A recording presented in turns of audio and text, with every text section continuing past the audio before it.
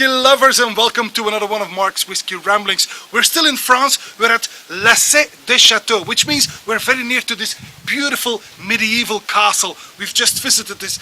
It is amazing. It is very old, and I thought it would be fitting for this Whiskey Rambling to come up with a really nice old bottle as well. Well, it's not from medieval times, obviously, but it's from the golden 60s. I would like to get you to know this Harvey Mackay's blended Scotch.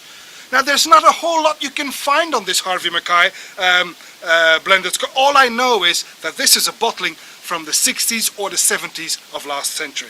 So it is a very old blend in terms of sitting in the bottle.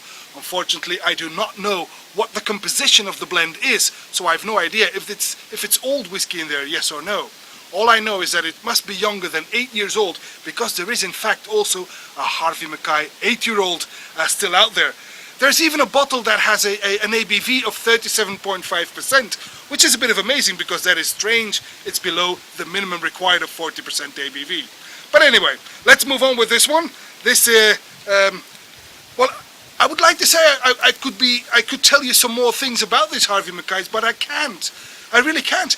And even though I consider Google to be a very good friend of mine, in this case, he truly let me down. Now, the label states blended Scotch whiskey, 100% selected Scotch whiskies, which obviously means nothing at all. Absolutely nothing. It is blended and bottled in Scotland by Harvey Mackay and Company from Glasgow. And that is about all I know. So let's get immediately into it. Let's give this old blend a try. Oh, I need a glass, of course. There you go, Daddy. Thank you, my son. That was my son, Kobe. He's my assistant in this little video. Anyway, here we go. So the Harvey Mackay's blended Scotch. This was bottled, by the way, for the Italian market, and it says here on the label, which is quite nice actually, it says Aquavite Cereali, which means it is water of life made from grain. But that we already knew. Alright, here we go. So the color is a sunlight to golden. And on the nose, it is very sweet and soft with just a touch of cereals in there. I even get some oranges. Lots of caramel. This is light and innocent. And you can smell that it's been in the bottle for quite a while. It's got just hints of old bottle effect. But not disturbing in the least. On the palate then.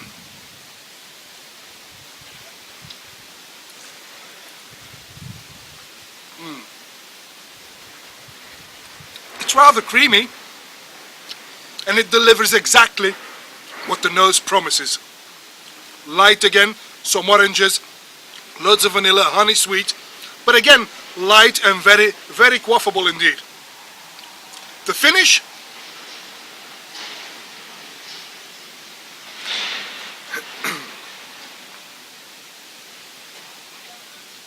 the finish is short and sweet, and truth be told, rather undemanding. Nothing special in there. This is a really light-bodied, light on the palate, light on the finish.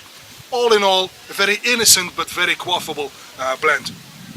Rather unimpressive, but let us not forget what the demographic was. This was, after all, a bottle that was released in the 60s and the 70s. And the blenders at that time, of course, they created blends that were fit for that palate.